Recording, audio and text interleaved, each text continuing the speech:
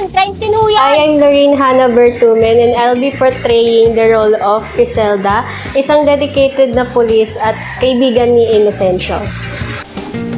Kapal na mukha mo!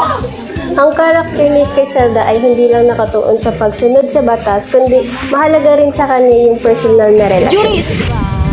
Ano nangyari sa'yo? Nang malaman ni Criselda na nasa panganib ang kapatid ng kanyang kaibigan ay agad din siyang tumulong para maprotektahan siya.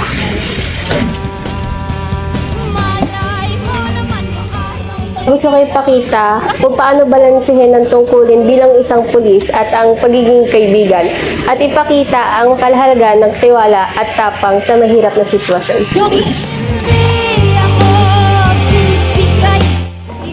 Teka! Huwag na tayong maglokohan, nagpapatayan na ng ilaw.